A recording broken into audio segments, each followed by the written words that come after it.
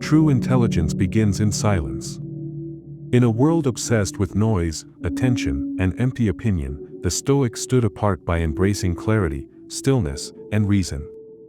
Marcus Aurelius ruled the largest empire in the world, yet wrote to himself daily about humility, restraint, and clear thinking. Epictetus, once a slave, taught that a disciplined mind is the only true freedom. Seneca believed that time is our most valuable currency, and wasting it in thoughtless behavior is the greatest foolishness. These men did not seek to impress others. They sought to master themselves. Their minds were sharpened not by chasing trends but by studying truth. To think like a Stoic is to see through illusion. It is to detach from the crowd, to abandon superficial validation, and to live from principle. And the result? A kind of intelligence that terrifies the undisciplined, disarms the manipulative, and inspires the lost. In this video, you will discover 15 lessons from Stoicism that will harden your mind, deepen your clarity, and elevate your entire presence. Each principle is forged in centuries of wisdom, battle-tested by emperors and philosophers, and designed to give you an unfair advantage in a distracted world. These lessons are not entertainment. They are invitations to change the way you process reality. So if you believe in power over your own mind, if you believe that wisdom still matters, then subscribe to Stoic Legacy. Support this movement of resilience, focus, and truth. It takes less than a second, but it helps more than you know. Now breathe. Stand tall. And let's begin with lesson number 1. Think for yourself, always. Because no one else will do it for you. And if they do, they control you. Lesson number 1. Think for yourself, always. This is the foundation of Stoic intelligence. Marcus Aurelius once said, "The opinion of 10,000 men is of no value if none of them know anything about the subject." That single line reveals the core of Stoic brilliance. The crowd does not think. The crowd reacts. The crowd imitates. If you think like the crowd, you become the crowd. And the crowd is always lost. The Stoics believe that a man who cannot think for himself is not truly alive. He is simply reacting to the thoughts of others. He is owned by media, controlled by peer pressure, and manipulated by trends he does not understand. Marcus wrote his meditations not to impress others, but to remind himself of his own mind. In private, he wrestled with truth. In silence, he sharpened his judgment. That is what thinking for yourself means. It means stepping back from what everyone else is doing, asking what really matters, and refusing to outsource your reasoning. This is not about arrogance. It is about sovereignty. You are either governed by your mind, or your mind is governed by something else. The Stoic does not automatically accept what is popular. He questions what is useful. He questions what is true. This is why Stoics were seen as dangerous. Because no tyrant, no merchant, no crowd could control a mind that had been taught to question everything. When you think for yourself, you stop needing to be liked. You stop fearing being misunderstood. You stop craving applause. You begin to see how rare clarity is. And you begin to understand that your thoughts are the one place you must build your fortress. If your thinking is clean, your life will be clean. If your reasoning is precise, your actions will be powerful. But if your mind is full of noise from the world, you will never become more than an echo. So train your mind to ask better questions. Read deeply. Reflect consistently. Reject the easy opinion. And do not be afraid to stand alone. Because the Stoic knows something the crowd will never understand. That solitude with truth is better than connection built on lies. Think for yourself. Always. It is the one decision that will separate you from almost everyone you meet. Lesson number 2. Control your reactions, not the world. Marcus Aurelius once wrote that we are disturbed not by things but by our opinions of them. This principle lies at the very center of Stoic philosophy, and perhaps there is no greater lesson on self-discipline than learning to separate what happens from how we respond. You cannot control the words people speak, the weather outside your window, the misfortunes that fall without warning, or the betrayals that come cloaked in friendship. But what you can always control is the space between action and reaction, the moment where your higher self has the opportunity to speak louder than your instincts. Life is never going to make promises that it will be fair or easy or predictable, but it does offer you one eternal truth, that nothing outside of your mind has any power over you unless you surrender it. The Stoics believe that true strength is calm, and true intelligence is restraint. When someone insults you, they throw a spark, but whether that spark becomes a fire depends on the fuel you give it. Most people live like dry wood, always ready to catch flame. But the Stoic learns to be like stone, touched by fire yet never burned. In daily life, this means noticing your first emotional response and pausing before giving it authority. Anger, jealousy, anxiety, all arise from the illusion that the world must behave in accordance with your desires. But the world owes you nothing. In fact, it is indifferent to your feelings. And in that indifference is your greatest chance at mastery. Because if the world does not care about your expectations, then your peace must not depend on it. You can remain grounded while the wind howls. You can stay centered while everyone else spins. This is not suppression of emotion, but selection of response. It is choosing stillness over shouting, clarity over confusion, patience over panic. And every time you choose wisely, you strengthen the muscle of discipline. Marcus Aurelius said you have power over your mind, not outside events. Realize this, and you will find strength. This is not just philosophy, it is survival. It is how you protect your energy in a world that thrives on distraction and outrage. Each time you hold your tongue when you could lash out, each time you wait before judging, each time you breathe before reacting, you reclaim territory from the chaos. And with time, you become what the Stoics admired most, not someone who controls everything, but someone who needs to control nothing to remain unshaken. Lesson number 3. Practice misfortune before it strikes is a habit that may sound dark to the average person, but to someone following Stoic wisdom, it is one of the highest forms of mental strength. Marcus Aurelius believed that preparing for adversity in the mind before it arrives in reality gives a man the advantage of peace when others would fall apart. This is not about fear-mongering. It is about training the soul. When you imagine losing the things you love, not out of despair but out of acceptance, you gain clarity. The Stoics called this premeditatio malorum, or the premeditation of evils. Think of it like mental armor. You do not wait to be punched in life before you learn how to block. You train for the punch. And when it comes, your body knows what to do. Your mind remains still. Practicing misfortune can be as simple as imagining a day without something you depend on. Your phone. Your comfort. Your routine. You play through the scenario in your mind and ask yourself, how would I endure this without losing myself? Over time, this becomes second nature. You no longer react with panic when difficulty knocks at your door. You greet it like an old friend you have already met in your imagination. This gives you a strange but powerful presence. People will wonder how you remain calm when everything around you seems to fall apart. What they do not see is the inner work you've done. You've practiced letting go long before you had to. You've visualized the storm so many times that when the winds come, they do not shake you. This does not mean you are numb. It means you are resilient. You feel, but you are not ruled by what you feel. You adapt instead of collapsing. You observe instead of being consumed. Intelligence is not just how fast you think.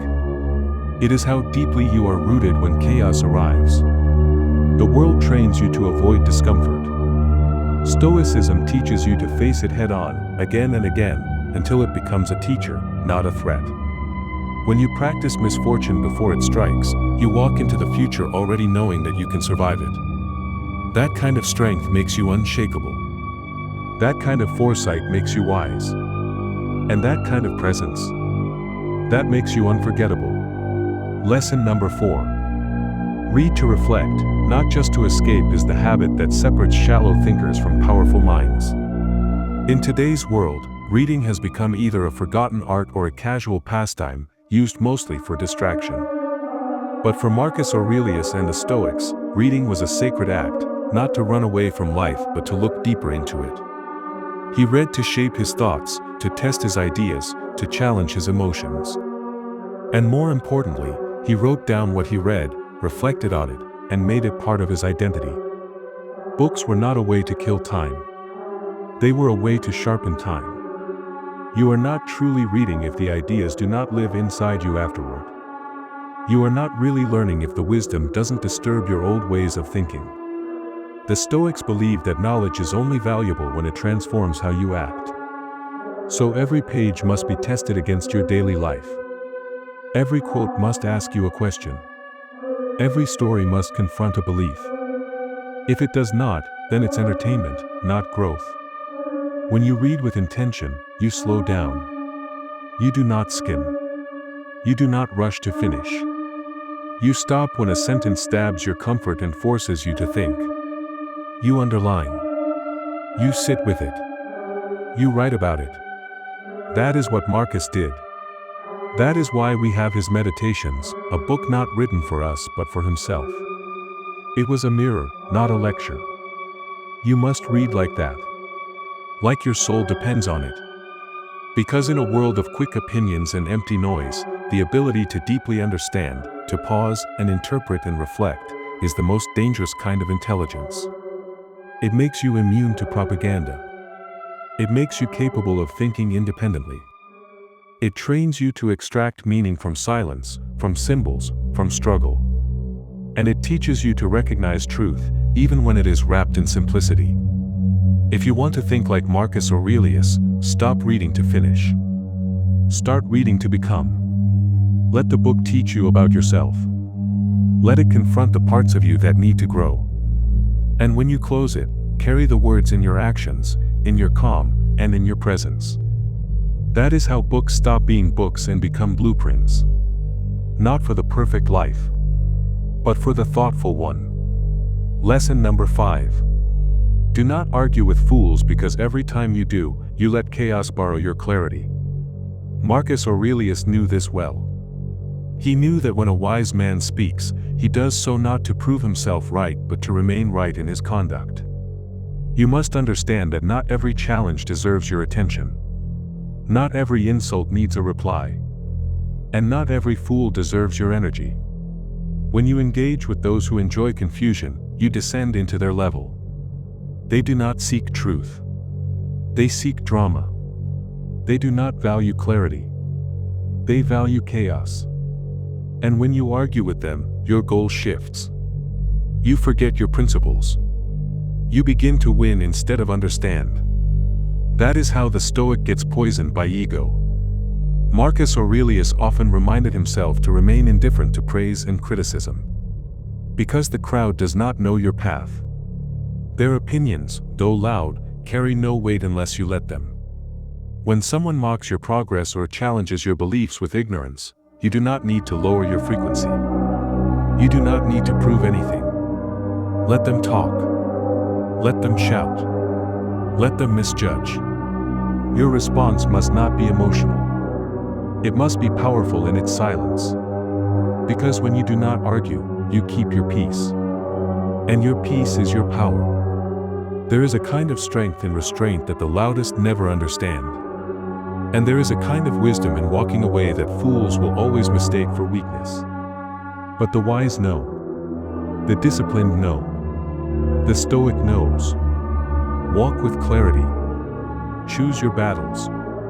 And when you must respond, do so with reason, not rage. Do so with truth, not ego. Most of the time, your greatest power lies in saying nothing. Because your calm in the face of noise is louder than any argument you could ever make. The one who does not react owns the moment. The one who does not flinch owns the room. And the one who does not fight back against fools remains free. In that freedom, your intelligence matures. You begin to think like Marcus. You begin to realize that dignity is not proved, it is preserved. And the best way to win a battle with a fool is to never enter the ring. Lesson number 6. Be the calmest person in the room because storms are loud, but wisdom is always quiet. Marcus Aurelius walked among chaos. He ruled during wars, plagues, betrayals, and constant noise. But he remained calm, not because he was indifferent, but because he was trained. Trained by the philosophy of Stoicism. Trained to know that nothing outside your control should disturb your inner order. And that is your lesson today. You are not in control of others. You are not in control of events. You are not in control of outcomes. But you are in control of your breath. You are in control of your thoughts. You are in control of how you carry yourself through the fire. Marcus once said, "You have power over your mind, not outside events." Realize this, and you will find strength. That is not just a quote. It is a shield. A weapon. A discipline. When others panic, you breathe. When others gossip, you observe. When others argue, you reflect. The calmest person in the room is not the weakest. They are the most dangerous. Because they cannot be manipulated. They cannot be provoked. They are grounded in self-mastery. And when you are grounded, chaos cannot move you. People respect that stillness. They feel it. They may not understand it, but they feel safer in its presence. Calmness brings clarity. And clarity leads to better choices. In a world that is always pulling you to react, to rush, to explode, your stillness is a rebellion. It is a kind of elegance that power cannot buy.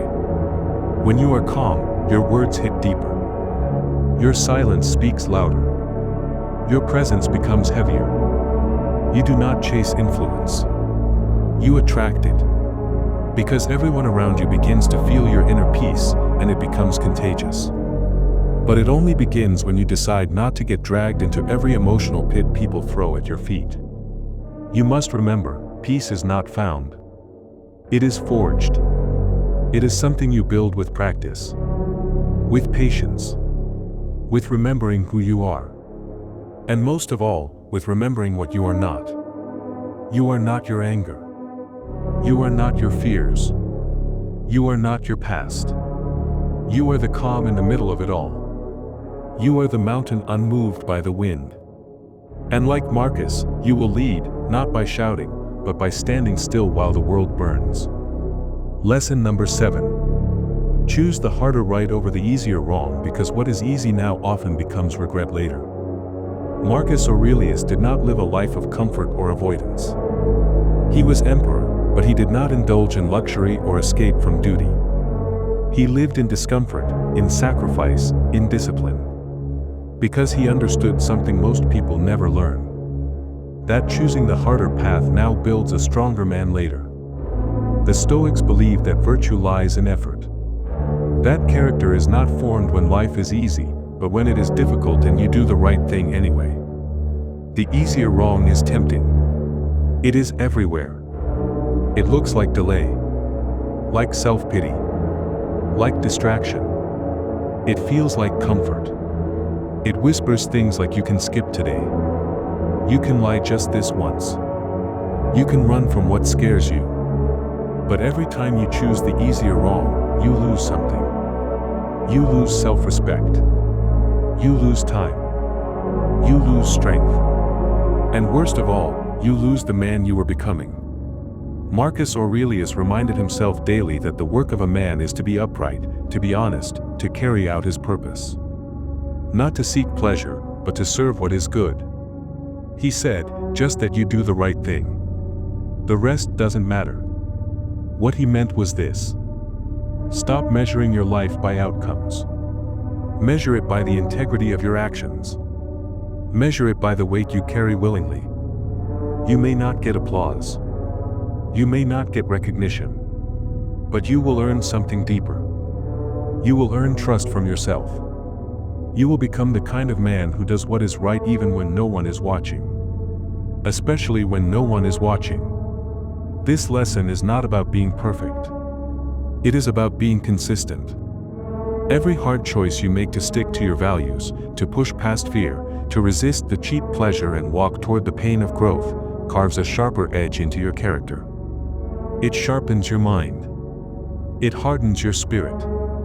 It strengthens your will. So the next time you are faced with the decision to turn left into ease or right into effort, remember this lesson. The easier wrong will feel good now, but it steals your future. The harder right will hurt now, but it rewards you with the kind of power you cannot fake. And when you start living that way, you begin to walk the path Marcus walked. The path of the disciplined. The path of the few. The path that shapes warriors not by muscle, but by will. Choose the harder right. Become unshakable. Lesson number 8. Guard your peace like a warrior protects a kingdom, because your peace is your power. Marcus Aurelius ruled an empire, but he never let the empire rule him. In his meditations, he constantly reminded himself that the world outside might be chaos, but inside, he must remain calm. He wrote, "You have power over your mind, not outside events. Realize this, and you will find strength." That is the essence of this lesson. Do not give your peace away to petty arguments, gossip, or things you cannot control. Guard it with the intensity of a warrior standing at the gates. Because every time you let someone disturb your peace, you let them take something sacred from you. The Stoics understood that peace is not given, it is built. It is trained like a muscle. It is defended like a fortress. And the moment you drop your guard, the noise of the world comes rushing in. It will try to pull you into fear, into anger, into reaction. But Marcus teaches us to pause, to breathe, to choose response over reaction. Because every moment you stay calm in the storm, you become stronger than the storm. Guarding your peace does not mean running away from life.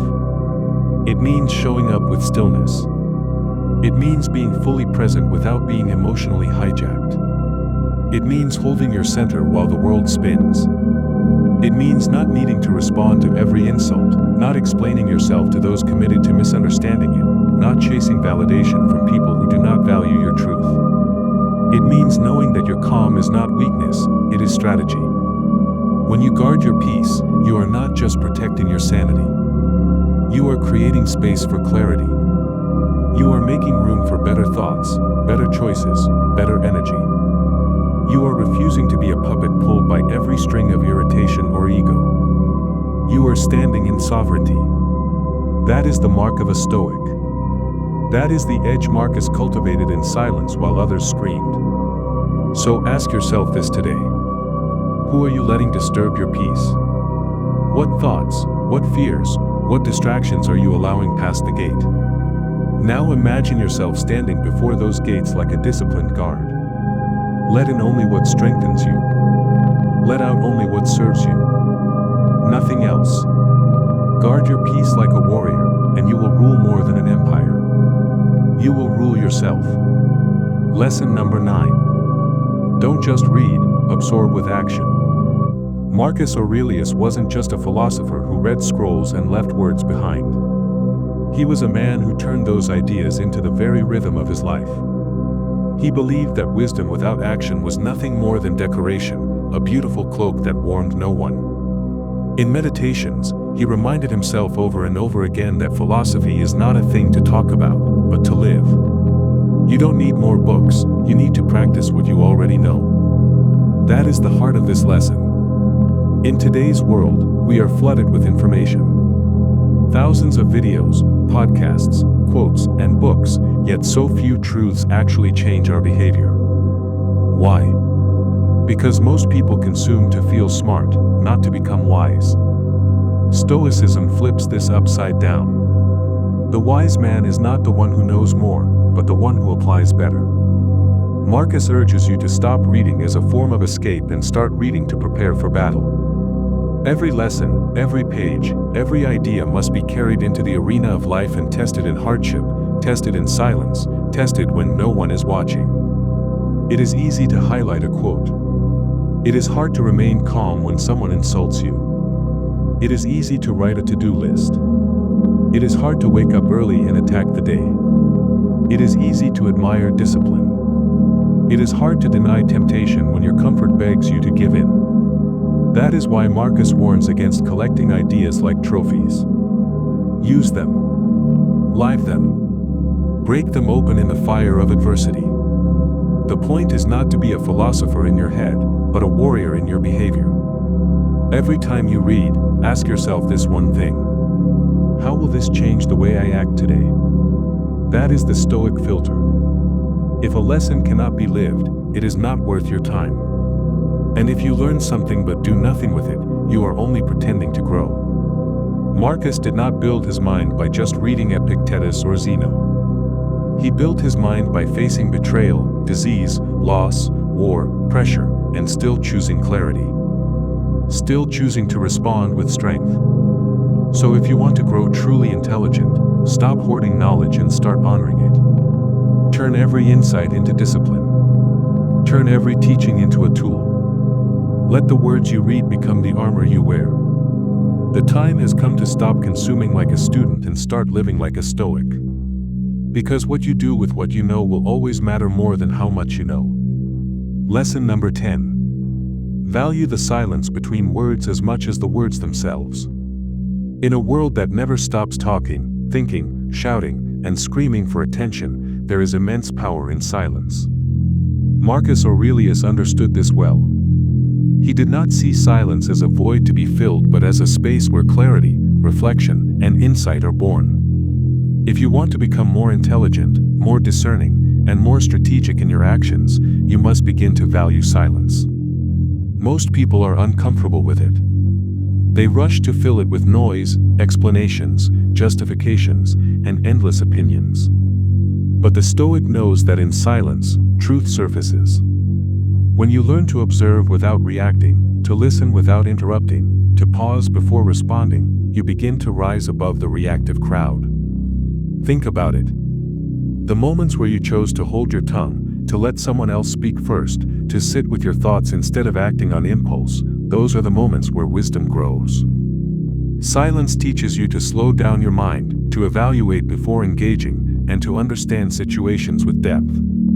Marcus wrote, "If you are distressed by anything external, the pain is not due to the thing itself, but to your estimate of it." Silence gives you the distance needed to make that estimate clearly. It gives your mind the breathing space to see things as they are, not as you emotionally perceive them in the moment. The smartest people you know probably aren't the ones talking the most. They're the ones choosing their words carefully. They're the ones who make every sentence count. They don't fear quiet because they know that in stillness, their thoughts take shape like steel being forged. As you go through life, especially in moments of tension or conflict, ask yourself, what does silence teach me here?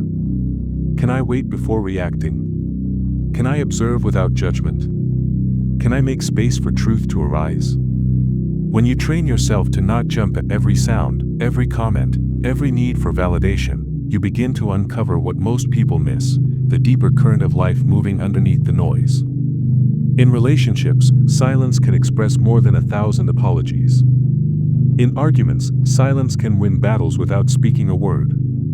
In planning, silence helps ideas mature before they are born into the world. If you truly want to develop Stoic intelligence, you must honor silence as a sacred tool. You must befriend it. Because it's in that silence that your mind sharpens. Your emotions settle. Your path clears. And your words, when finally spoken, carry the weight of 1,000 thoughts distilled to their essence. Lesson number 11. Learn to observe everything, judge almost nothing. Marcus Aurelius trained himself to look at life like a student of nature, not a judge in a courtroom. He understood that intelligence does not rush to label, criticize, or condemn. Instead, it watches. It reflects.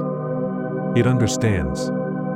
Most people live in a constant loop of evaluation, always placing a verdict on what happens, who said what, how things should be. They see a situation and immediately think good or bad, right or wrong, fair or unfair. But the Stoic mind is more refined. It sees without distorting. It recognizes that things simply are, and meaning is something we project onto them. When you begin to live with this mindset, your intelligence takes a leap. You start learning from everything, instead of reacting to everything. Every person becomes a mirror. Every experience becomes a lesson. You are no longer caught up in the emotional drama of every moment. Instead, you become a calm observer, learning the patterns of life with a steady eye. This does not mean you never make decisions or form opinions. It means you delay judgment long enough to understand deeply. Marcus often reminded himself to look at the essence of things, not the surface. To ask, what is this really? What is it made of? What is its nature? Most people never ask such questions. They label quickly and live shallowly. You, however, are learning to see beneath. To pause before you react. To listen before you respond. To understand before you draw conclusions. And that pause, that space of reflection, is where true intelligence forms. The more you do this, the less you get trapped in mental loops of anger, disappointment, or confusion. You stop assuming you know everything. You become curious, humble, alert. The more you observe, the more patterns you see. The more you understand cause and effect. Human nature. Emotional triggers. The illusion of control. The randomness of life. And most importantly, the limits of your own perspective. That awareness makes you sharp. Unshakable. Stoic. So from now on, do what Marcus did. Train your mind to see everything as data, not drama. Suspend judgment. Ask better questions. Replace reaction with reflection. That is how you rise above the noise. That is how you grow. That is how you start thinking like the most intelligent version of yourself. Lesson number 12. Don't explain yourself to fools. Marcus Aurelius once wrote, "Waste no more time arguing what a good man should be. Be one." That single line holds the power to free your mind from the constant burden of needing to be understood. In your journey of growth, you will encounter people who simply don't get you. They will misunderstand your intentions, mock your discipline, question your silence, and label your strength as arrogance. The natural impulse is to clarify, to defend, to explain why you do what you do. But Marcus, and the Stoics after him, warn us not to throw our mental energy into battles that cannot be won. The fool does not care for truth, only for noise. They are not listening with the intent to understand, but with the need to argue. And so you must ask yourself, what is gained by explaining wisdom to those who mock it? What is accomplished by defending depth in a shallow crowd? You will find that the more you explain, the more you dilute your own focus. You begin to doubt. You lose your edge. You start living for their validation rather than your own clarity. True intelligence, the Stoic kind, is selective about where it invests energy. It does not spill itself in every direction, hoping to be seen or praised. It knows that the wise are often misunderstood, and that misunderstanding is not a threat, but a test. A test of your focus, your strength, your maturity. You are not here to convince the world. You are here to become who you were meant to be. The fewer explanations you offer, the more powerful your presence becomes. Silence makes them wonder. Your actions become your arguments. Your consistency becomes your evidence. And those who are meant to understand you, will. Without persuasion. Without begging. Without losing yourself in noise. Marcus knew this deeply. He lived in a palace full of flatterers, manipulators, and deceivers. He faced gossip and betrayal, yet he wrote to himself, not to them. He explained his truth to his own soul, not to the crowd. That is where your intelligence will rise too. When you stop explaining yourself to fools and start honoring the quiet dignity of your own path. Lesson number 13. Use every setback as sharpening stone. A Stoic does not see obstacles as interruptions. A Stoic sees obstacles as invitations. Every delay, rejection, insult, mistake, and moment of pain is a moment to sharpen the mind. Intelligence is not built in smooth conditions. It is forged in fire. You will be tested not when things go well, but when everything falls apart. You will learn who you are when you are misunderstood. You will learn what you are when your plans collapse. You will discover your character when you are underestimated. This is not just poetic. It is practical. Every blow you endure can either break you or shape you. You can allow the criticism to make you bitter, or you can use it to become better. The Stoics believed that life is training. Every event, every person, every struggle is your sparring partner. You do not grow by running away from difficulty. You grow by running into it with clarity and calm. When someone betrays you, that is a chance to learn trust and detachment. When someone embarrasses you, that is a lesson in humility and resilience. When you fail, it is a study in self-honesty and adjustment.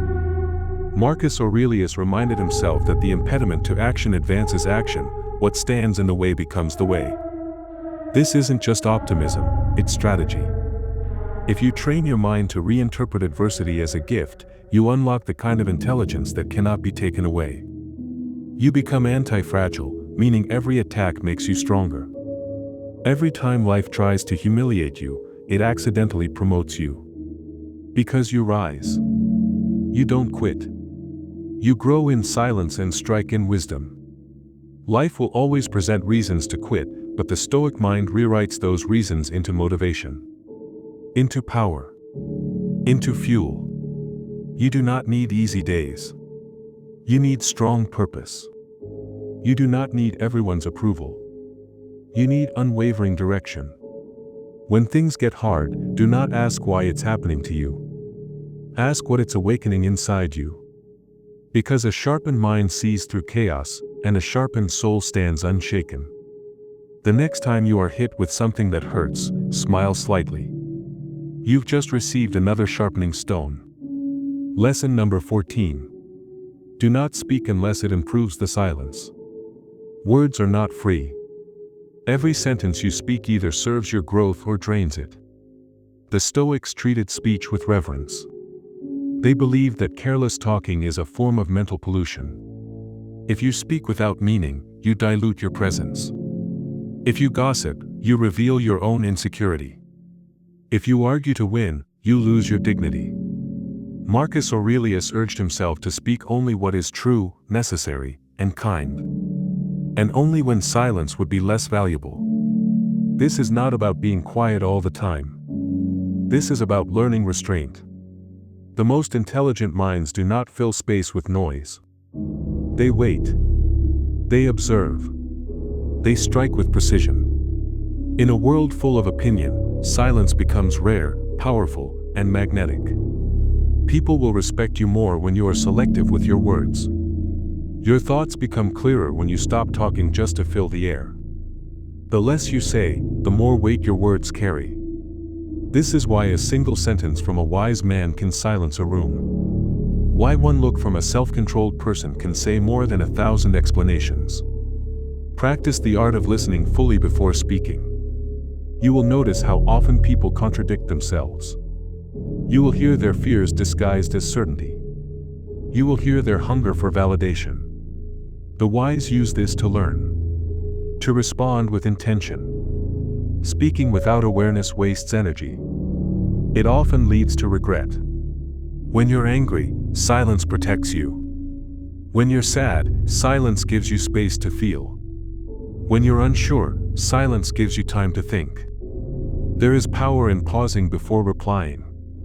Power in letting others reveal themselves. The less you talk, the less you lie.